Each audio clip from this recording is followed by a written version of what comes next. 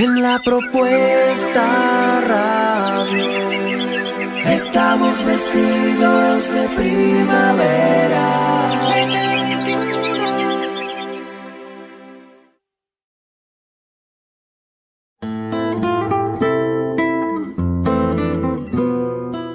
Sin peros. Un momento de compartir, aprender y disfrutar. Espera lo inesperado con la licenciada Susana Rasinski.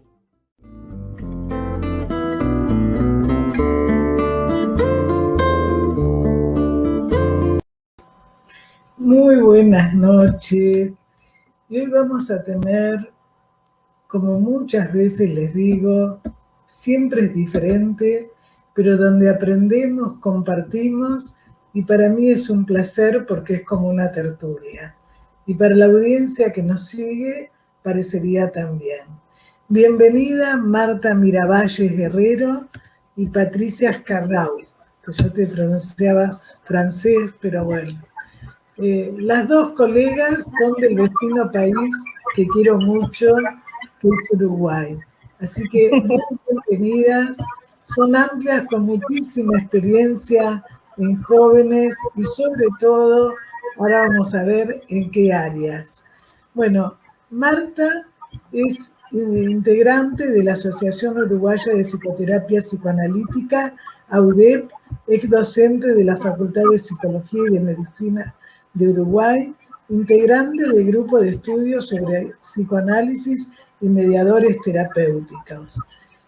Bueno, han trabajado como docentes tanto en las universidades como en escuelas y en el ámbito privado también. Después ellas, a mí no me gusta leer currículum muy largos porque prefiero que conozcan a las personas, ¿no?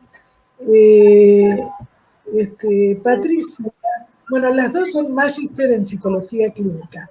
Patricia es magíster en la parte, digamos, laboral, en la parte de organización laboral, ¿sí? Pero ahora vamos a ir viendo por los trabajos que ustedes hicieron.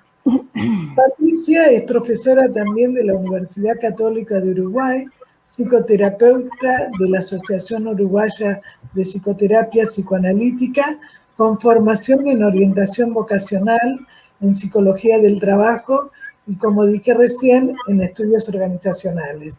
Imparte cursos para psicólogos en la Asociación de Psiquiatría y de Psicología de la Infancia y de la Adolescencia. Y por supuesto, Patricia tiene experiencia en clínica laboral, educacional, tanto en Montevideo como en el país. Y Marta tiene experiencia tanto en la clínica como en lo educativo y también tiene trabajos hechos con espacios muy vulnerables, como son los chicos de la calle y la familia. Bueno, como verán, las dos tienen una experiencia muy, muy importante en todo lo que es psicoanálisis, clínica, social y cultural. Así que, bienvenidas. ¿Por qué dijeron qué son y cuáles son los desafíos actuales que nos implica en nuestro abordaje psicológico con los jóvenes? Se los digo muy amplio para que cada una pueda expresar lo que le parece. Gran tema, Susana, al que nos invitas a reflexionar, a compartir, especialmente porque, bueno, sabemos que las distintas prácticas psicológicas tienen, llamémosle, como un abanico muy importante, ya sea de ámbitos en los cuales los psicólogos hemos podido incursionar, como el tipo de poblaciones, como, llamémosle, la calidad y la pertinencia que podemos considerar de ciertas formas de intervenir u otras. Habíamos pensado, tu invitación tuvo que ver con el asunto de la juventud. Yo te decía que me importaba hablar justamente de juventudes, porque bueno, es una categoría sociológica que involucraría en cierta medida una gran diversidad, ya sea en relación a, bueno, esos jóvenes, a qué sectores poblacionales representan, a cuáles pertenecen, ya sea jóvenes que tengan sus necesidades básicas resueltas, como jóvenes insertos, digamos, en condiciones de vulnerabilidad en sus distintos grados de vulnerabilidad, digamos. Jóvenes que pueden o no manifestar lo que son sus problemáticas, ya sea, llamémosle, del orden psicosocial, educativo, como lo que refiere a lo que tan acostumbrados estamos a trabajar a diario, quienes trabajamos desde el psicoanálisis, lo que podemos llamar, bueno, la configuración subjetiva, el mundo interior, la posibilidad de historizarse, la posibilidad de, bueno, ponerle un pienso a sus vínculos, las distintas maneras de los diferentes jóvenes vincularse, ya sea con el conocimiento, ya sea con las sustancias que están en la vuelta, están produciendo los estragos que todos sabemos que producen, como la vinculación de los jóvenes con las instituciones educativas, con la institución familiar, con los espacios religiosos, digamos, que por ahí se ofrecen, se ofertan, digamos, como espacios de socialización y de encuentro. Es tan diverso el universo en el que tú nos incluyas que, bueno, nos reunimos con Patricia, que a su vez con Patricia formamos parte de un grupo de investigación al que le pudimos poner psicoanálisis y herramientas de mediación. Desde la escuela francesa, bueno, estamos tratando de indagar acerca de, bueno, de cuáles serían, digamos, las intervenciones pertinentes, muchas veces en contextos donde tenemos muy poco tiempo material para trabajar, ya sea con estudiantes, ya sea con jóvenes de poblaciones, como decía hace un rato, con diversos tipos de vulnerabilidad, y con distintas maneras de mostrar algo que podemos llamar demanda, ¿no? O sea, hay una variedad tan grande que, bueno, como trataba de decir, para no irme por las ramas, que no me cuesta nada, Patricia se dedica hace muchísimos años a este ámbito de la orientación vocacional y laboral, a su vez a la reorientación. Y bueno, hemos estado conversando muchísimo sobre este tema de la mediación con fotografías, que bueno, venimos con esta formación. Y Patricia trabaja con el psicocollage. Bueno, espera, Marta. Sí. Para poder ubicar un poco, ustedes hablaron, vos hablaste todavía, Patricia, ¿no? Que trabajaron con distintos grupos poblacionales, sí, más vulnerables, menos vulnerables. Sí. Me gustaría que por ahí pudieran explicar un poco más precisamente cuáles fueron esos grupos, porque ambas trabajan con recursos que no son los más comunes en clínica, que es lo que vos querés empezar a hablar, como es la fotografía y como es el collage. Bien. Algunos de nosotros, previo a este encuentro, cuando estuve hablando con Marta, yo le comentaba cómo había trabajado yo con un grupo, cuando yo daba clases de comunicación, justamente con fotografías. Y en el consultorio es muy común que los chicos traigan dibujos, fotografías. Pero el tema es, ¿cómo ustedes, primero, expliquen más precisamente con qué poblaciones de Uruguay, no importa los nombres de los pacientes, me refiero a las características de la población, para ver cómo pudieron utilizar estos recursos mediadores para evaluar, para darles un futuro, para darles una orientación. O sea, a ver, explicar un poco más a quién se dirigieron, qué es lo que hicieron y cómo utilizaron estos recursos. Bien. Bien. Yo podría dar cuenta del trabajo, que era de lo que pensaba conversar con ustedes, del trabajo realizado con jóvenes estudiantes de psicología en la Facultad de Psicología durante más de 10 años, utilizando la metodología de la fotomediación, que no es solo el uso de las fotografías, sino que es, bueno, tiene un carácter metodológico y sistemático. Esta manera de intervención tiene como, digamos, su nacimiento, su origen en Francia, con un grupo de psicólogos que a su vez eran fotógrafos, Y la doctora Claudine Bacheret, que, bueno, es profesora emérita de la Facultad de Psicología de Lyon, donde, bueno, hay un grupo muy fuerte, digo, presidido casi siempre, digamos, especialmente por la doctora Anne Brun, y, bueno, todo un montón de otra gente que vienen hace muchos años trabajando, no solo, llamémosle, la ejecución, o no solo el planteo, digamos, de usar esas cuestiones, sino de generar una conceptualización de esa práctica que a su vez permita que desde la práctica psicológica se hagan consideraciones metapsicológicas, ¿verdad? Y bueno, en este caso, de raigambre estrictamente psicoanalítica, ¿verdad? Cuando hablamos de objeto mediador, cuando hablamos de proceso transicional, bueno, estamos siendo nutridos en cierta medida por, bueno, especialmente por la línea winnicottiana, ¿verdad? Y bueno, cierro paréntesis al respecto. Yo podría dentro de un rato conversar acerca de el trabajo con esa población estricta de jóvenes estudiantes de psicología casi que recibiéndose. Y también, de repente, si nos da el tiempo, les podría comentar el trabajo realizado con grupalidades, muchas veces puntuales, de hora y media o 2 horas de trabajo, justamente en situaciones de intervención, con una optimización de los tiempos increíble, justamente utilizando la fotografía o la imagen fotográfica como objeto mediador. Me parece importante puntualizar esto, porque no es, ¿cómo les voy a decir? No es que uno diga, ay, voy a usar fotos, voy a usar canciones, voy a usar masa para modelar, a dibujar, a hacer esto, lo otro, sino que justamente hay como mucho tiempo de producción, digamos, a nivel académico, al respecto de darle a estas prácticas un estatuto epistemológico, ¿verdad?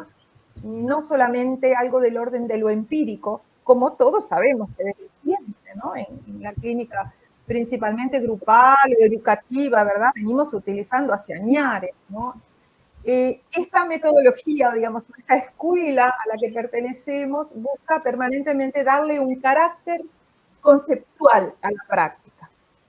Y no solamente pasar piques, digamos, bueno, poner una foto, poner una canción, ¿no? Y después le preguntamos, ¿no? Sino que tiene un carácter sistemático. Justamente nos importa evaluar lo que llamamos los impactos de la práctica, ¿verdad? Bueno, pero le paso la palabra a Patricia, que seguramente Bueno, ella... después decinos, después que hable Patricia, un poco qué es lo que pasó en ese trabajo, a qué resultados pudieron llegar. Sí, y lo claro. que vos decís me parece muy importante, porque es lo que se está revisando, muchas conceptualizaciones de nuestra práctica, ¿no? Y cómo poder llegar al joven desde el joven. Y llegar a poblaciones, digamos, que no son estrictamente, llamémosle, con subculturas, digamos, propias de la solicitud de analizarse, por ejemplo. Sino ámbitos en los cuales, bueno, la vida misma va corriendo y, bueno, también se pone en juego el inconsciente, la transferencia, la sexualidad infantil, los aspectos, llamémosle, relacionados con, bueno, con ciertos impulsos que tienen como la necesidad de ir ligándose, ¿verdad? Y no necesariamente, digamos, habría como una indicación de comenzar un psicoanálisis, ¿verdad? Sino, bueno, ámbitos en los cuales nuestra presencia, digamos que colabora con este tema, digamos, de la ligazón, ¿verdad? Entre representaciones y afectos, entre, bueno, esta cantidad de cuestiones que en la cultura misma, ¿verdad? Y en la vida de todos los días, en la vida cotidiana, muchas veces no están suficientemente ligadas como para pasar a ser pensar, para poder ser pensamiento, y justamente que el sujeto pueda apropiarse de eso, ¿verdad? Entonces entendemos la pertinencia de estas intervenciones, pero buscando darle un énfasis muy importante al componente conceptual, ¿verdad? Esto, bueno, hay ríos de tinta y entre, bueno, otros autores, hay unos cuantos autores que hablan, bueno, ya de las extensiones del psicoanálisis, ¿verdad? Por supuesto. Aquello como de la validación de la metodología básica del psicoanálisis, ¿verdad? Con los conceptos básicos que lo definen y diferencian de otras metodologías de trabajo. en ámbitos y en temporalidades que muchas veces son muy, muy cortas, digamos, no son 10 años, 3 veces por semana, sino funcionamientos grupales en los cuales bien puede utilizarse y, bueno, sacarle el jugo, digamos, ¿no? A esto como de la resonancia profunda que puede producirnos la presencia desde una obra de arte, una fotografía, la música y una cantidad de prácticas que son culturales, ¿verdad?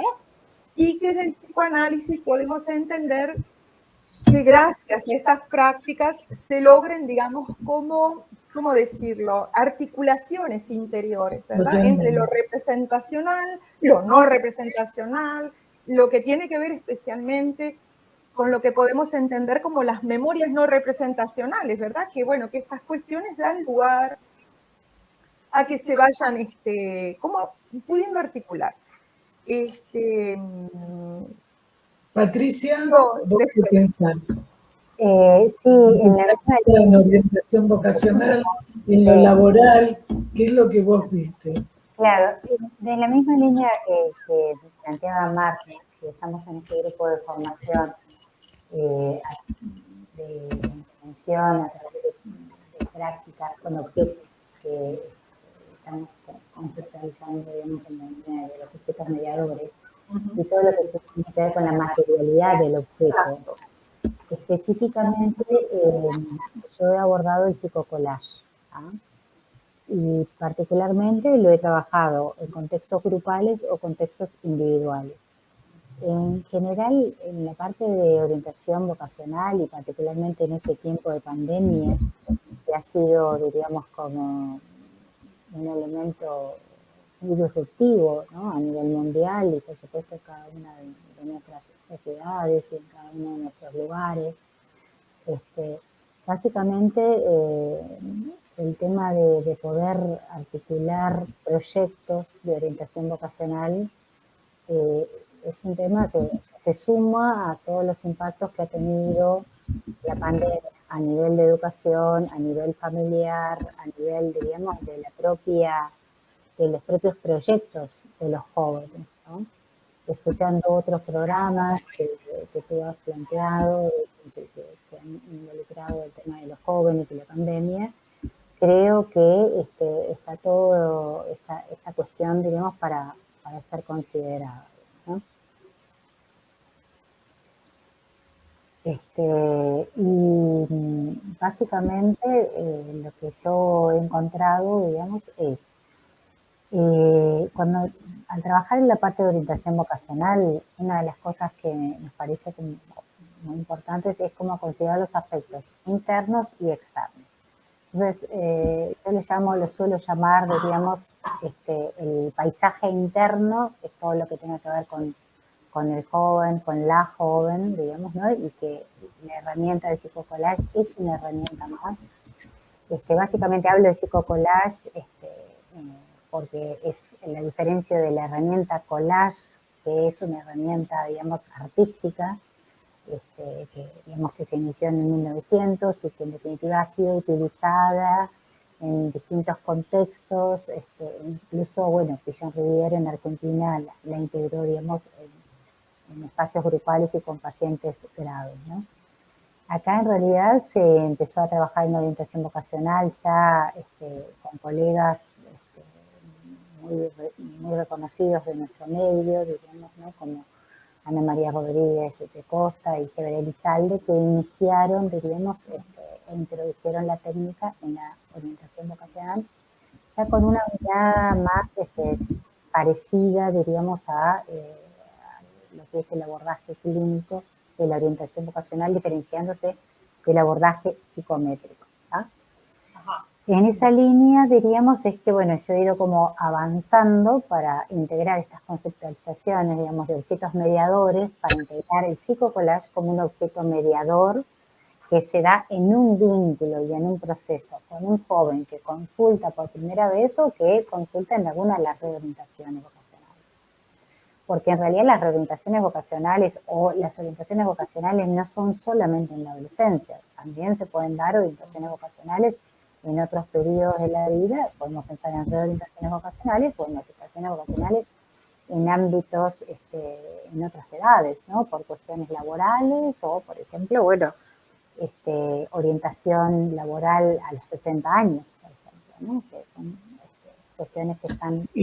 O tal vez en este momento, con todo el tema que está pasando en el planeta, no solo con el COVID, con el trabajo de las multinacionales, es muy frecuente los cambios de trabajo. Y la gente por ahí, digamos, cuando le proponen incluso para poder ganar más, pero le da mucho miedo ese nuevo trabajo, ¿no? Yo creo que nosotros, no sé si ustedes se acuerdan, son más jóvenes que yo, pero de Rodolfo Vojoslaski, que él trabajaba orientación vocacional, tiene un libro incluso, lo importante de la entrevista, lo que vos decías, Patricia, que es fundamental, más que los test, ¿no? Agregando estos recursos mediadores que me parecieron, cuando me comentaron, muy interesantes, porque de alguna manera son recursos que proyectan más libremente el inconsciente de la persona.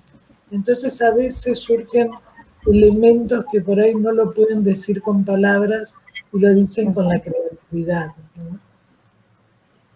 Sí, básicamente lo que tiene que ver con la creatividad, ¿no? Y el espacio, por ejemplo, el espacio de orientación vocacional está pensado como un espacio de reflexión, de creación y de confrontación, ¿no? Por supuesto que digamos que la entrevista es la modalidad básica, porque tiene que ver con la escucha y tiene que ver con la demanda y tiene que ver cómo se articula. Pero digamos, desde el punto de vista, digamos, de lo que yo llamo como el paisaje interno, hay ciertas prácticas que ayudan mucho a que el joven pueda tomar contacto con sus propios afectos, ¿no? Entonces, lejos estamos, obviamente, de una mirada psicométrica, sino que tiene que ver con eso de poder acercar y que pueda ir creando y generando nuevas formas de expresar sus propias, digamos, subjetividad, ¿no? Que no deja de estar relacionada con el contexto del cual proviene el joven, ¿no? O sea, nosotros siempre estamos pensando, digamos, un poco desde el punto de vista de la orientación vocacional en esto del paisaje interno y paisaje externo. Yo hice mi acercamiento, digamos, a lo que tenía que ver con psicología del trabajo y las organizaciones, básicamente porque me parece importante tomar contacto con lo que son los contextos,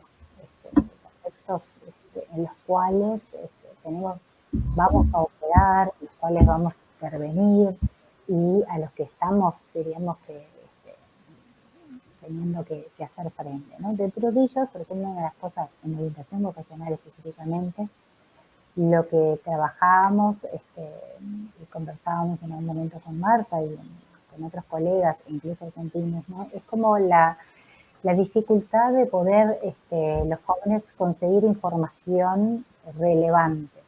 Es tanta la información, que incluso se habla de la infoxicación, que pasa que es muy difícil poder discriminar, poder, digamos, considerar cuál es la información relevante, ¿no? Entonces, esto, digamos, de cómo opera digamos, la situación en la cual el joven puede llegar a hacer como un entrecruzamiento y una articulación entre lo propio y lo externo, ¿ah? Es una tarea también ayudarlo y acompañarlo, en realidad es acompañarlo a que pueda ir como tomando contacto con esa información, irla desgranando, irla, diríamos, como pudiendo hacerla, digamos, propia y poder tomar como, bueno, dentro de todo este panorama, cómo me puedo organizar. Y eso tiene mucho que ver también con cómo funciona de todo punto de vista de este mundo exterior en el cual el joven tiene que insertar su propio proyecto, ¿no? Proyecto que en realidad parte de la base de hay una incertidumbre en relación al futuro, ¿no? O sea, no solo la incertidumbre del joven frente a un futuro incierto, sino que yo les iba a preguntar, ¿no? Cada una en el ámbito que trabajó y que trabaja, ¿cómo ven, digamos, estos desafíos, siguiendo el título que ustedes pusieron, que recién lo nombraste, ¿no? Porque en nuestro país ustedes saben que se están yendo muchos jóvenes. Realmente, digamos, es como que no ven futuro. Entonces, ¿qué pasa en Uruguay? ¿Cómo lo ven ustedes? Es decir, aparte de la incertidumbre de lo que le ofrecen, de la cantidad de información, cómo ayudarlos, cómo acompañarlos de acuerdo a su personalidad, de acuerdo a las posibilidades reales que tiene entre integrarse a ese mundo externo y a su mundo interno. ¿Cuáles son los desafíos que ustedes han visto más en estos 2 años?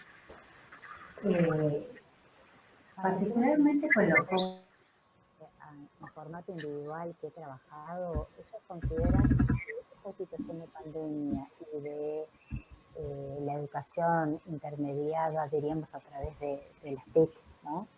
A ellos les ha dejado como bastante, como, digamos, desenganchados. En realidad nosotros tenemos un problema súper severo en relación al desenganche de los jóvenes del sistema educativo formal, ¿tá? Tenemos niveles sumamente altos de desvinculación. Ese es uno de los elementos. De los que van avanzando, digamos, ellos comentan las dificultades que tienen, ¿no? A la hora de poder como tomar contacto con información relevante.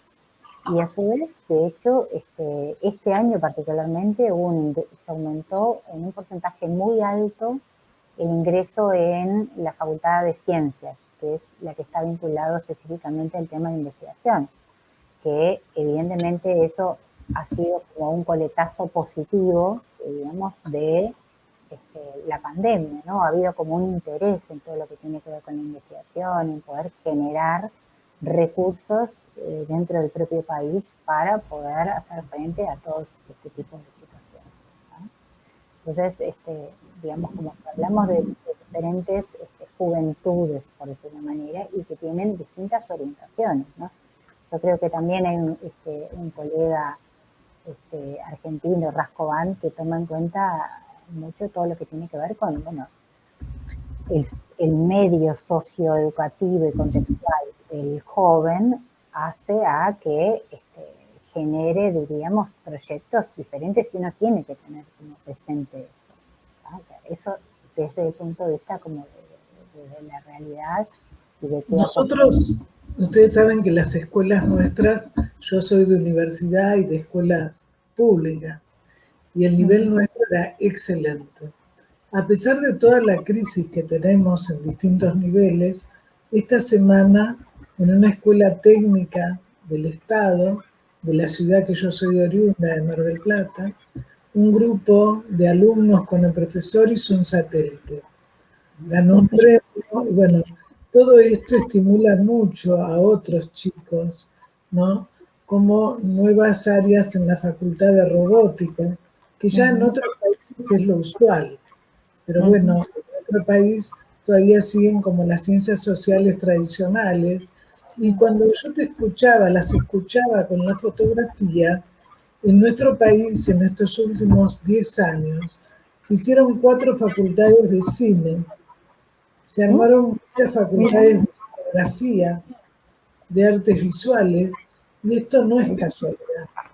Por eso cuando ustedes dijeron que lo utilizaban como recurso mediatizador, me pareció muy bueno, porque está mostrando también la necesidad de la gente de verse y que lo registren de distintos medios. Me hiciste acordar a hace unos 4 años, con la colega Ana Mosca, con la que, bueno, venimos trabajando hace muchos años en la universidad. Fuimos a hacer una sesión de mediación con fotografías a la Facultad de Artes. Y hace unos 10 años, la colega Alba Maciel, que es la psicóloga de la Escuela Multidisciplinaria de Arte Dramático, también generó una sesión de mediación con fotografías con un grupo de estudiantes que están próximos a egresar digamos, los futuros jóvenes que van a estar, llamémosle, dando clases de teatro, siendo ellos mismos actores, ¿verdad? Bueno, no solo actores, sino también iluminadores, sonidistas, vestuaristas, ¿no? Porque es una escuela multidisciplinaria. Y bueno, guionistas también, porque ha habido la creación de una, no me acuerdo si es diplomatura en guión cinematográfico y guión teatral. Bueno, me acordé de estas dos, ¿no? Como de estas dos, llamémosle, juventudes, donde, bueno, justamente se apropian de la herramienta cultural, que es la fotografía, que es el teatro, que es la música, ¿no? Como forma, digamos, de imaginarse de futuro, bueno, en cierta medida colaborando, ¿no? Con esto tan importante, ¿no? Que forma parte de esto del cultivar, ¿no? Digo, de la cultura entendida como cultivo, ¿no? Como el cultivo de la sensibilidad, cultivo del encuentro, de la escucha, ¿no? De la posibilidad de encontrar como diversas maneras también de manifestar esa interioridad y ese deseo de encuentro con el otro. Además de, bueno, manifestar los temores, manifestar, bueno, todas esas cosas de las que estamos compuestos los humanos, ¿verdad? Pero esto me parece muy, muy interesante, ¿no? Como acciones que pensamos desde el psicoanálisis, ¿no? Las pensamos desde el psicoanálisis. Porque, bueno, incluimos la noción de transferencia, incluimos lo que tiene que ver con lo infantil, ¿no? Si vamos a la etimología de lo infantil, implica hablar del infans, que es el que aún no habla, ¿no? Entonces, estas metodologías de trabajo, incluyendo objetos mediadores, ofrecen, digamos, la posibilidad de que, bueno, los distintos sujetos, a través de, gracias a, o haciendo uso, ¿no? Y en un uso muy winnicottiano, de ese objeto, de eso, deja de ser una cosa y se convierte en cierta medida en un objeto que se puede justamente usar para generar estos intercambios y producir, llamémosle, como estos espacios intermediarios, ¿verdad? Como esto que va ahora. Ayer me acordaba, estábamos con un taller clínico leyendo un exquisito trabajo que realiza Silvia Bleichmann, que se llama Simbolizaciones de Transición, ¿no? Digamos, estas metodologías colaboran en cierta medida con la simbolización, entendida como lo entendemos desde el psicoanálisis contemporáneo, que es un proceso interminable, ¿verdad? Y lo transicional, ¿no? Digamos, esto donde se incluye lo paradojal, donde se incluye la presencia, la ausencia, donde se incluye, digamos, esta propuesta, digamos, de propiciar, ¿verdad? Justamente el tránsito, ¿no? Lo gerundio, ¿no? Esto que está en tránsito, que no es ni blanco ni negro, sino que, bueno, incorpora la posibilidad de los opuestos dialogando entre sí, ¿verdad? Y además que esos canales diferentes son como intersticios, ¿se acuerdan de intersección, no? O sea, de esos encuentros que por ahí nos permiten meternos, pero desde lo que el otro nos permite. Yo creo que lo que vos dijiste, las dos, la escucha, cómo nosotros desciframos, cómo comprendemos. La persona te dice, me entendió, le dice a la mamá, ¿no? O un joven, me entendió, ¿cómo es esto, no? Yo creo, escuchándolas, para que un poco puedan ustedes aportar todavía más de lo que saben y hacen, los desafíos que ustedes vieron en las poblaciones. Por ejemplo, ¿qué es lo que viste vos, Patricia, trabajando a nivel laboral en empresas o trabajando en instituciones con respecto al tema de lo que se plantea más a nivel laboral en los jóvenes? ¿Cuáles son los conflictos y los desafíos? Y vos, Marta, en lo tuyo, ¿no? Cuando tuviste la experiencia de la gente de la calle, como en otros lugares. ¿Cuáles son los desafíos? Lo que la gente, porque una cosa es entender, cuando la persona busca el desafío y comete acting que lo lleva a la muerte, en una situación de omnipotencia, y ustedes están hablando de otro tipo de desafío, ¿no? Pero quisiera un poco que lo pudieran explicar un poco más lo que ustedes hicieron para aportar a la audiencia, que hay colegas y hay gente que no es colega, pero para que también sepan que se están haciendo otras cosas y los resultados, ¿no? Sí, desde el punto de vista de las situaciones laborales, en general lo que se está planteando es las actividades de trabajar como en itinerarios, ¿no? Eso es una cosa que se trabaja con jóvenes, incluso se plantea, digamos, en grupos, en los ámbitos educativos, ¿no? O sea, el concepto este de itinerario que vos traías a través de que probablemente la persona cambie de trabajo entre 3 y 5 veces a lo largo de su vida. Y que muchas veces en realidad hay como en esto de la necesidad de como de resignificar determinadas cosas que uno ha hecho y volver, digamos, como a repensar, digamos, bueno, cuáles son los recursos con los que puedo contar. ¿Ah? Eso es como por un lado lo que uno ve, ¿no?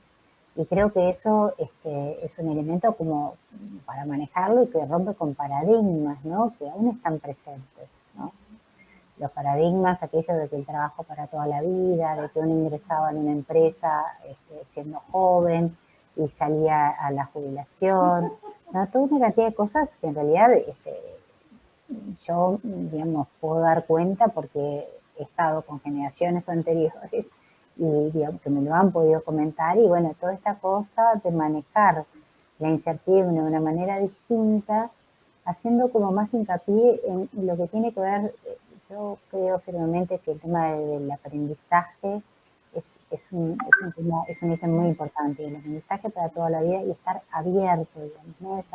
Poder hacer uso de nuestra capacidad de flexibilidad y de nuestra capacidad también como de plasticidad neuronal, ¿no? Yo creo que esos son como elementos muy importantes. También desde el punto de vista de las organizaciones, lo que se ha visto en las últimas investigaciones es que una de las cuestiones que se vienen privilegiando y que seguramente se vean después, porque las investigaciones hoy por hoy no tienen, digamos, un tiempo, todavía no terminó la pandemia, por lo menos acá y en muchos lados del mundo, ¿no?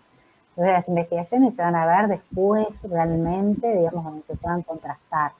Pero uno de los elementos que ha venido aumentando es la sensación de seguridad como algo muy importante dentro de los trabajadores, ¿no? Eso es algo que está muy presente. Otro de los elementos que se ve, diríamos, es la dificultad de los jóvenes en el ingreso a la experiencia laboral y cómo eso dificulta muchísimo y a su vez frustra porque hay jóvenes que están preparados y que no logran insertarse, ¿no? Por ejemplo, en cifras, por ejemplo, en España el mayor nivel de desempleo es a nivel de los jóvenes, ¿no? No es de ahora, pero en general en Montevideo, que es Montevideo, es como digamos la capital, digamos el lugar que no tenía mayor cantidad de gente, que a diferencia de la situación de ustedes, ¿no? Incluso los niveles de desempleo suelen ser, digamos, sesgados por los barrios, ¿no? O sea, no son niveles de desempleo uniformes. Y por otro lado, si comparamos los niveles de desempleo en relación a Montevideo y al interior, ha habido como un aumento del desempleo, no solo en los jóvenes, ¿no? En el interior frente a la situación de Montevideo. Entonces, bueno, esta cuestión de las situaciones, de la brecha que a veces se dan. Y yo te quería comentar, o por lo menos les quería comentar algo, esto de incertidumbre, que no es solamente, o sea, porque además trabajo es diferente a empleo, ¿no? Empleo es una cosa, trabajo es otra, los bienestares asociados y los malestares asociados, ¿no? Entonces, creo que son elementos muy importantes, ¿no? Y esta capacidad como de aprender, que creo que me parece que es uno de los puntos más importantes, porque en realidad incluso las profesiones que se van a ir desarrollando, primero que estamos trabajando sobre cuestiones que ya van a venir, pero donde la tecnología va a estar como muy integrada a la profesión. Las profesiones van a estar muy atravesadas. Profesiones me refiero a actividades, cualquiera sea, ¿no? Como si te podría decir abogacía, hoy por hoy ya se está diciendo que hay muchos aspectos de la abogacía que van a ser tomados por inteligencia artificial, ¿no? Entonces, bueno, ¿qué van a hacer los futuros como abogados?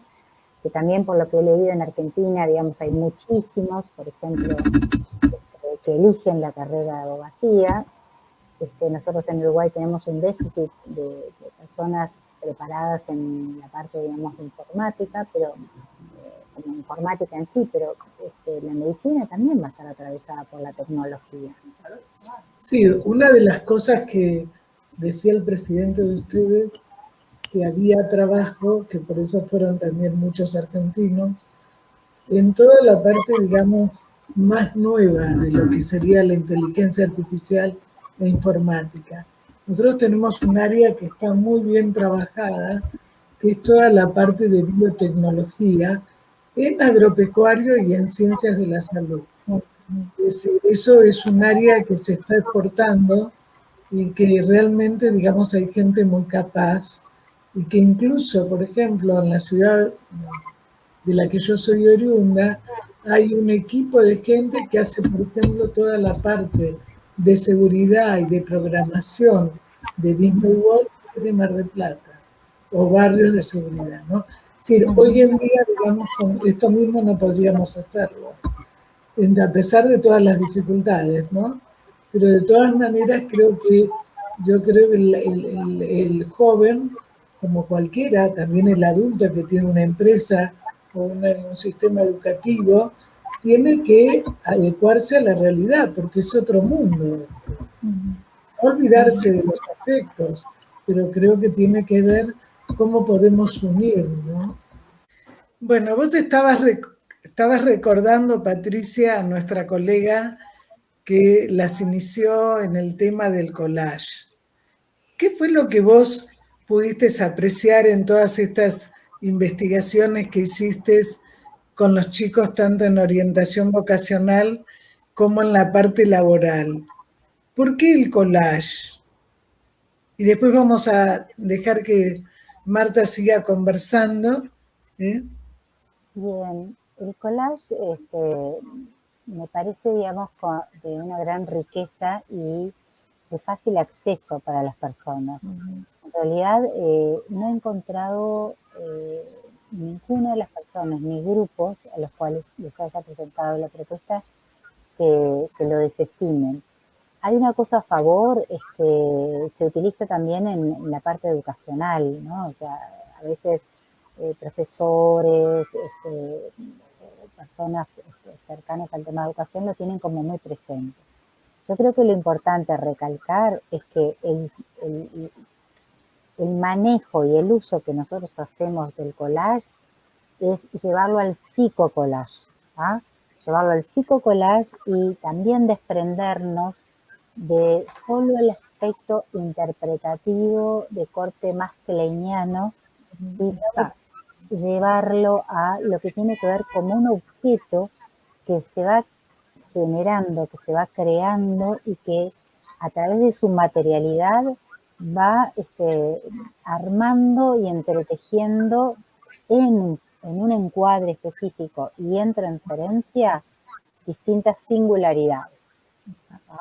Y creo que eso es un poco lo que da pie a lo que hemos estado trabajando con Marta en todo digamos, el proceso de formación que estamos haciendo, ¿no? Con respecto al tema de los objetos mediadores. No sé, Marta, si vos querés seguir profundizando en ese tema. No sé si profundizando, capaz que es un tema que daría para un rato largo, digamos, ¿no? Esto de la posibilidad del uso de estas herramientas desde esta otra perspectiva, ¿verdad? Que no es solamente cómo aprendimos, seguramente en la región, ¿no? Esta perspectiva kleiniana exclusiva a la que hacía referencia Patricia, ¿no? Donde, bueno, ya hay fantasías que vienen con la especie y, bueno, lo que como psicólogos hacíamos era, bueno, develar o con esos a priori, ¿verdad? Ya sea conceptuales, como teóricos, como, bueno, era como buscar algo donde enchufar la teoría, ¿no? Aquello donde bueno, si el nene dibuja así, quiere decir tal cosa, ¿no? Si pone esto con aquello, eso significa tal otra, ¿no? Y no justamente una producción semántica singular desde, bueno, desde significantes, digamos, que muchos de ellos los compartimos culturalmente, pero justamente son significantes porque se les adjudica significado y no porque lo traen de manera priorística, ¿verdad? Esto es un componente más epistemológico, me parece. En esto de profundizar que tú decías, no sé, me parece que los minutos que nos quedan es como, bueno, dejar a la audiencia No, igual con ganas para abril del año bueno, próximo las comprometo para que justamente puedan abordar algunas de las áreas más precisamente en las que están trabajando, ¿no? Y seguramente invitemos a otros colegas con los que venimos con estos rollos, ¿no? Buscando justamente, yo creo que especialmente quiero enfatizar el hecho de que son prácticas, pero prácticas a las que tratamos de construir de un punto de vista conceptual, ¿no? O sea, no es el hacer por el hacer, o me dijeron que ponga un collage, entonces, ay, hacemos un collage, entonces, ay, hacemos un collage. Bueno, vos me haces acordar. Esta guarangada que yo estoy diciendo fue que Claro, me di pero cuenta ¿sabés cuál qué era mi ocurre? tema de tesis, ¿no? Porque escuchaba a los estudiantes de psicología en el último tramo de su formación en trabajo grupal construir escenas donde era increíble. El mismo día yo coordinaba 3 talleres de 15, 20 personas y en los 3 apareció la misma escena, ¿no? De su formación. Y era, vamos a hacer un collage. Esto lo traían ellos burlándose, ¿no? De lo que eran propuestas, llamémosle didácticas o propuestas educativas, donde, bueno, llevar adelante ciertas formaciones, por ejemplo, para trabajar en comunidad o para trabajar con jóvenes. Y ellos lo traían como con un elemento burlesco tan impresionante, ¿no? Y yo dije, Pero acá ¿sabés qué pasa, Marta? un Vos descolor, por un lado la práctica y por otro lado la falta de argumentación conceptual de esa práctica. Claro, pero vos me hacés pensar, viste que nosotras trabajamos con la asociación, y acá cuando nos reunimos en la radio pasa eso, ¿no? Yo creo que una de las cosas que siempre les digo a los alumnos y a los colegas que se inician, una cosa es estudiar para una prueba y la otra cosa es para aprender, para un examen, ¿no? Entonces de repente cuando te dicen haces un gráfico y si la mano está así o haces el Bender, ¿no? Que es otra prueba, y la realidad es otra. Es decir, si vos no tenés los conceptos, no podés analizarlo, porque en el libro a veces no dice lo que justamente hizo la persona. Y un collage que lo puede hacer cualquiera, desde un niño de 2 años hasta una persona de 100 años. Pero el tema no es ese. ¿Cuál es el significado inconsciente? ¿Cuál es su espacio? ¿Cuál es su tiempo? ¿Qué colores usa? ¿Cómo es? Entonces, de repente, digamos, si uno no tiene primero los conceptos, el tema es que a veces también, y hoy es el Día del Maestro acá en nuestro país, es cómo se enseña, ¿no? Yo siempre digo que bio, no yo, pero bio lo dice. O sea, que siempre tiene que haber una experiencia placentera. Entonces, ¿qué ocurre? Cuando uno enseña, no es solamente lo teórico fuera de la realidad, porque una de las cosas que uno ve en muchas profesiones es que por ahí el que enseña le cuesta mucho también la parte clínica, que no es solamente el consultorio, porque vos has trabajado con gente de la calle. Yo he trabajado en comedores en lugares muy vulnerables con niños, digamos, en los hogares de menores, ¿no? O sea, en diferentes circunstancias. ¿Y cómo haces? Trabajamos igual. El tema es qué tenemos en nuestra cabeza y cómo podemos abordarlo, escuchar al otro, ¿no? Claro, como qué denominador común manejamos, digamos, para decir que eso es una práctica profesional, ¿verdad? Y no es algo que alguien hace en cierta medida como para pasar el tiempo o para descubrir quién sabe qué cosa, ¿no? Digamos, el a priori, que tiene que ver con, bueno, algo a priorístico en relación a la metodología de trabajo o a la aplicación de técnica, ¿no?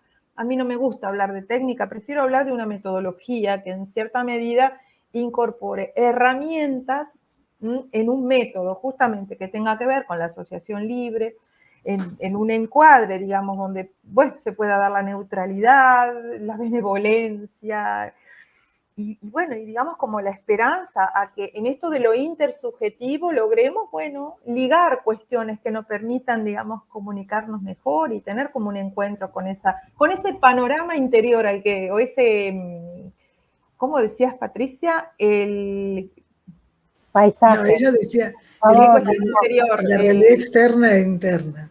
Y también como de paisaje interno. Y el paisaje, ¿no? Bueno, este paisaje interior que en cierta medida logre como una cuestión, digamos, interdiscursiva también, ¿verdad? Ahora, cuando trabajaste con la gente de la calle, ¿qué pasó? Yo trabajé ya no directamente con la gente de la calle, sino que he trabajado con psicólogos, sociólogos, trabajadores sociales, maestros, educadores sociales y animadores que forman equipos desde ciertas organizaciones no gubernamentales y que salen a la calle o intervienen, digamos, en lo que pueden ser casas de medio camino o hogares de amparo, digamos, que son como políticas transitorias, digamos, para estas personas que están en la calle. Yo me he dedicado a trabajar con, llamémosle, los profesionales que en el día a día entran en contacto con estos ciudadanos, digamos, que están en condición, digamos, de extrema vulnerabilidad desde el punto de vista social, bueno, evidentemente psicológico, ¿verdad? Pero yo en este momento, en otras épocas de mi vida, sí he trabajado directamente. Pero en este momento, esta metodología a la que hacía referencia, que tiene que ver con la mediación con fotografías, la he realizado especialmente con los profesionales que se encuentran con estas poblaciones, desde ciertas programáticas, ¿no? Que son, bueno, de ciertas ONGs que articulan ciertas propuestas, ciertos objetivos y ciertas también metodologías para, digamos, en cierta medida, ser una especie de bomberos en este momento, ¿no? En situaciones de extremísima vulnerabilidad, ya sea en situación de calle, como en otro tipo de situaciones, por ejemplo, de internación, por el consumo abusivo de sustancias, por ejemplo, o situaciones en las cuales, bueno, este equipo trabaja a su vez con niños que están en hogares de amparo, esperando adopción o esperando, digamos, ser colocados en una familia de acogida, ¿verdad? Pero digo, directamente lo que he trabajado más es con digamos, los agentes comunitarios que están, bueno, desde su subjetividad y su, llamémosle, ansia de poder colaborar, metidos en camisa de 11 varas, ¿no? Porque realmente el trabajo, ya sea con la discapacidad como con estas situaciones tan extremadamente traumáticas, lo que tocan es, bueno, digamos, como la cuestión traumática de cada uno de nosotros, ¿verdad? Entonces, el poder dar representabilidad, digamos, a la situación traumática, pensar la intervención desde una cuestión un poco más humilde y no tanto de, bueno, de esa relevancia que muchas veces se le da a lo teórico o a ciertas prácticas profesionales y hacerlo más, digamos, desde una cuestión paradojal, ¿verdad? Y con, digamos, un posicionamiento subjetivo comprometido, ¿verdad? Pero consciente de que muchas veces se quieren ir, no quieren saber nada. O que, bueno, muchas veces la intervención tiene que ver con, bueno, yo puedo con todo. Bueno, gente que se lleva a los niños a la casa, que se lleva a las mujeres que están en la calle, que las llevan y las invitan a pasar los fines de semana en su casa. Y bueno, este tipo de anécdotas está plagado, ¿verdad? Que bueno, tiene mucho que ver con esta cuestión de cuál es la formación que en este proceso sociohistórico se está pudiendo dar a los nuevos profesionales, ¿verdad?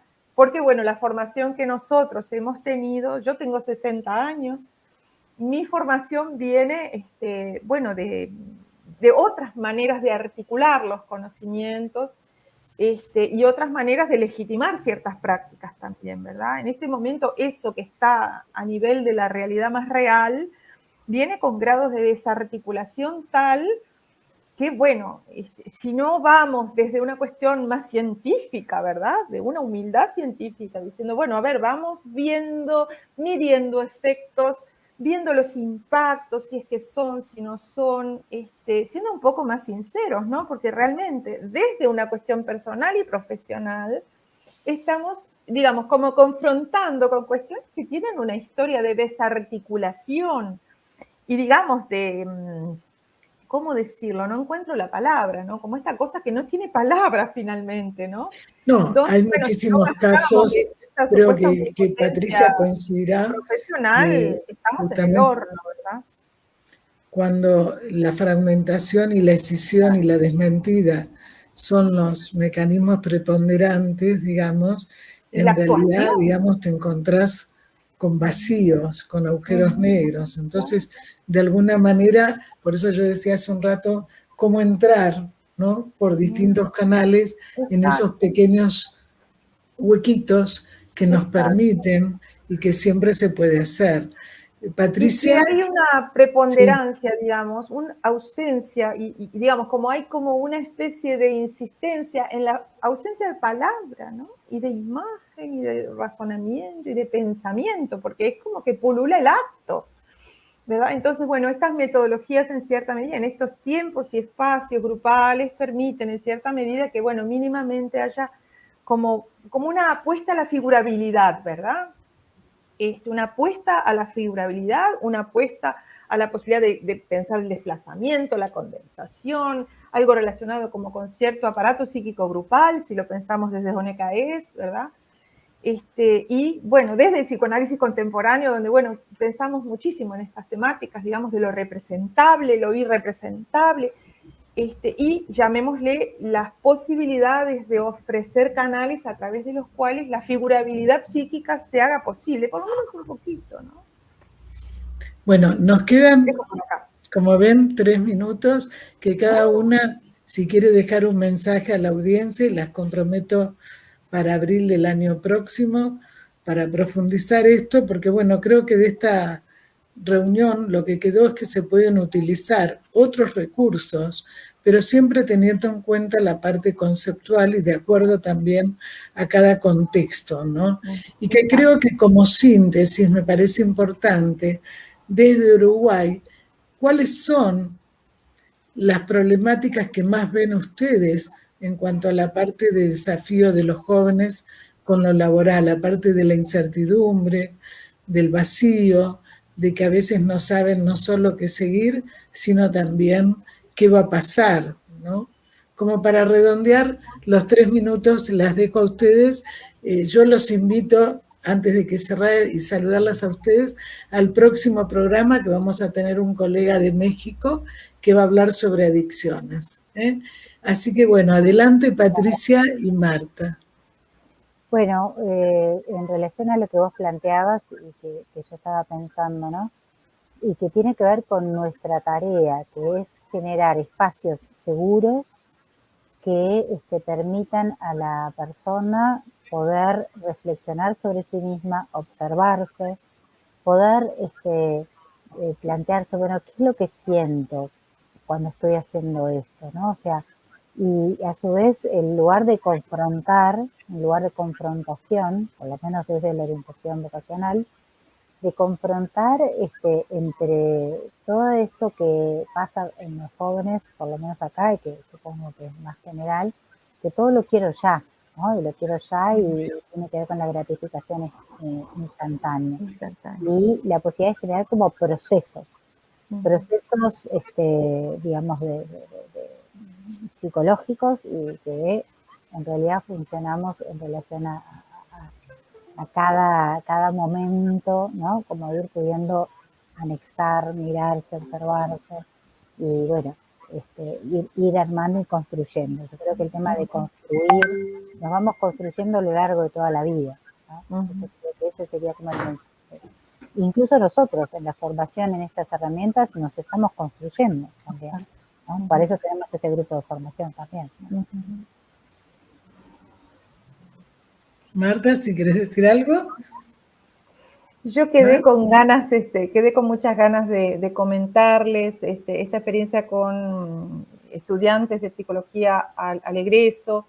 Me quedé pensando específicamente en que, bueno, un desafío para, bueno, lo que hemos sido docentes o los que hemos estado comprometidos en instituciones educativas de formación profesional, ¿verdad?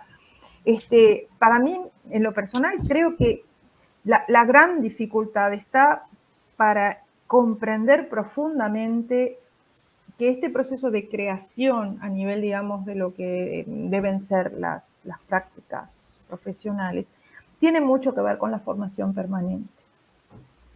Y en ese sentido, entender la formación como algo de lo cual no nos podemos librar, digamos, es algo que, bueno, que tiene que ver, bueno, con esto de desear conocer, de desear transmitir, de desear evaluar aquello que uno se supone que está haciendo, ¿verdad? A mí me parece que hay ahí como una falla muy importante. Para mí es un gran desafío. Trabajo con muchos colegas jóvenes en espacios de supervisión de la clínica posible, digamos, ¿no?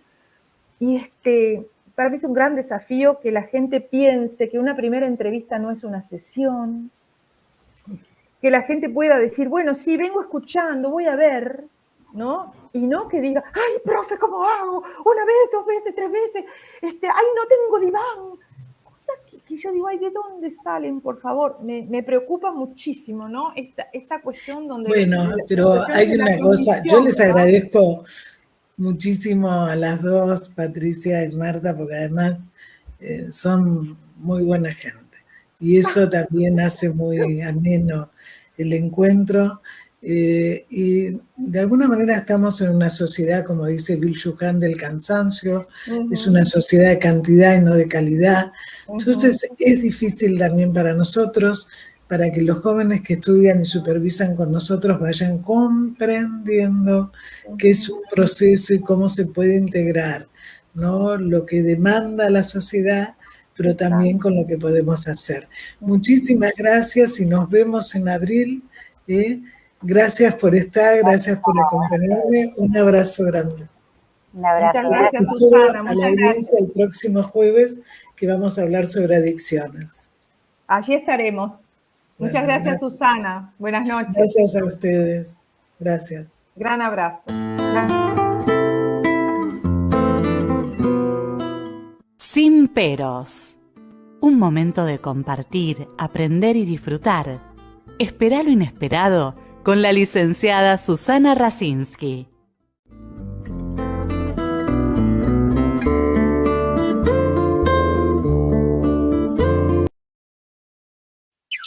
En la propuesta radio estamos vestidos de primavera.